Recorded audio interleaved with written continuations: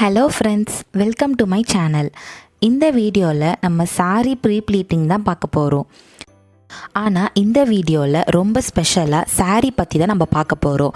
சாரீலே நிறைய டைப்ஸ் இருக்குது. ஸோ இப்போ நான் எடுத்திருக்க saree பார்த்திங்கன்னா இது ஒரு சாஃப்ட் சில்க். ஸோ இந்த soft silk saree copper border வச்சு இருக்கு இல்லையா? ஸோ இப்போ இது நிறைய ட்ரெண்டிங்காக போயிட்டுருக்கு இந்த saree. இந்த saree பார்த்திங்கன்னா பல்லு சைடு ரொம்ப சாஃப்டாக இருக்கும்.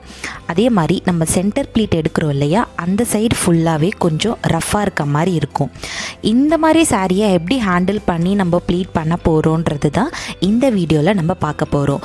இந்த வீடியோ செல்ஃபாக ட்ராப் பண்ணி ப்ளீட் பண்ணி கொண்டு போகிறவங்களுக்கு ரொம்ப ஹெல்ப்ஃபுல்லாக இருக்கும். ஸோ பிகினர்ஸும் நல்லா ஈஸியாகவும் லேர்ன் பண்ணலாம். இந்த வீடியோ பார்ட்டாக தான் நான் காட்ட போகிறேன். ஃபஸ்ட்டு ஷோல்டர் ப்ளீட் எப்படி எடுக்கணும், ஃப்ரண்ட் ப்ளீட் எப்படி எடுக்கணும், அண்ட் இது எப்படி அயர்ன் பண்ணணும். ஸோ இந்த மாதிரி மெட்டீரியலாக இருக்க சாரியை எப்படி நீங்கள் ஹேண்டில் பண்ண போகிறோம் அப்படின்றது தான் இதில் நான் ஃபுல்லாக காட்ட போகிறேன்.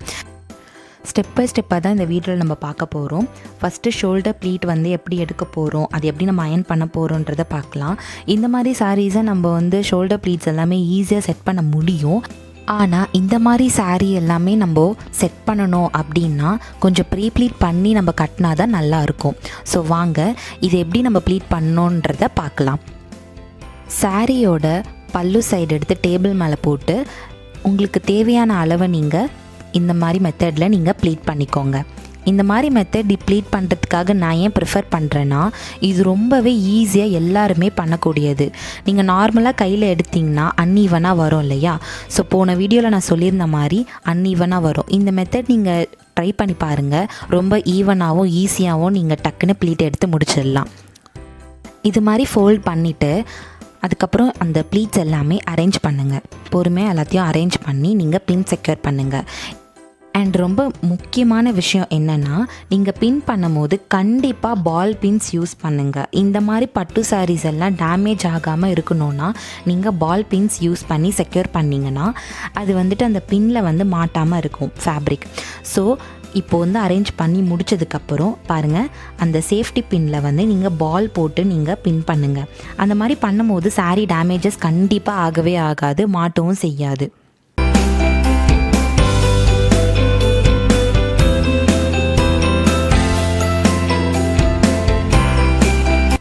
இப்போ பின் பண்ணியாச்சு.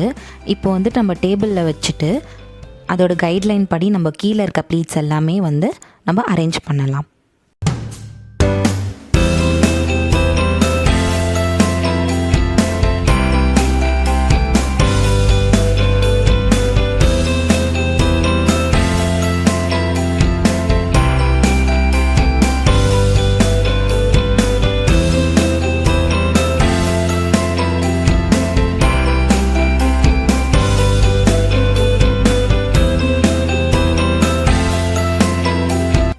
இப்போ சாரீ நம்ம பின் பண்ணியாச்சு. இந்த சாரீ ஷோல்டர்லேருந்து நீக் வரைக்கும் உங்கள் ஹைட்டுக்கு ஏற்ற மாதிரி நீங்கள் அளவு எடுத்துக்கோங்க. எடுத்து இது மாதிரி பின் பண்ணி வச்சுக்கோங்க. இதுக்கப்புறம் நம்ம ஃப்ரண்ட் ப்ளீட் எப்படி எடுக்க போகிறோன்னு பார்க்கலாம். அதே மாதிரி அந்த ப்ளீட்ஸ் எல்லாமே டேபிள் மேலே போட்டுக்கோங்க. டேபிளில் போட்டுட்டு இந்த ஃப்ரண்ட் ப்ளீட் அழகாக நீங்கள் ஸ்ப்ளிட் பண்ணி அரேஞ்ச் பண்ணுங்கள்.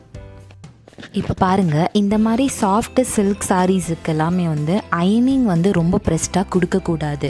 ஸோ நம்ம ப்ளீட்ஸ் சின்ன சின்னதாக அரேஞ்ச் பண்ணி நம்ம வேர் பண்ணலாம். ஆனால் அயனிங் ரொம்ப ப்ரெஸ்டாக கொடுக்கக்கூடாது.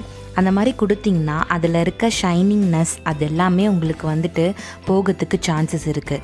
ஸோ இது மாதிரி சாரீஸ் எல்லாமே நீங்கள் பார்த்து தான் பொறுமையாக நீங்கள் அயனிங் கொடுக்கணும்.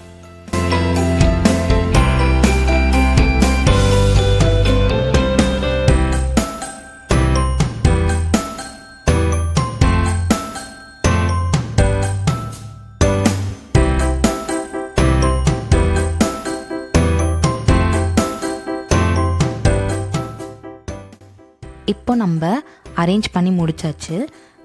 இப்போ இதை நம்ம எப்படி அயர்ன் பண்ணணுன்றதை பார்க்கலாம். ரொம்ப டீட்டெயில்டாக உங்களுக்கு காட்டுறேன். இப்போ பாருங்கள், நான் அயனிங் கொடுக்குறேன்.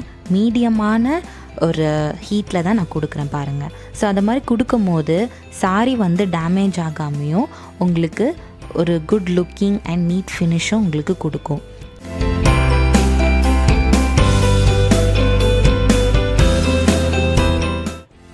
இப்போ நம்ம சாரியை இன்னும் கொஞ்சம் கீழுக்கு அயன் பண்ண போகிறோம். ஸோ ஃபஸ்ட்டு எடுத்த ப்ளீட்டோடு நம்ம வந்து கைட்லைன் வச்சு பொறுமையாக அரேஞ்ச் பண்ணதுக்கப்புறம் அதே ஹீட்டை வச்சு நம்ம அயனிங் கொடுக்குறோம்.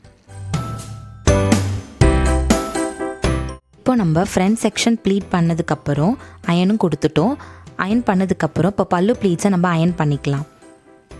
இந்த வீடியோவில் நம்ம பல்லு ப்ளீட்ஸையும் அண்ட் ஃப்ரண்ட்டில் எப்படி ப்ளீட்ஸ் செட் பண்ணணும் அயன் பண்ணணுன்றதை பார்த்தோம்.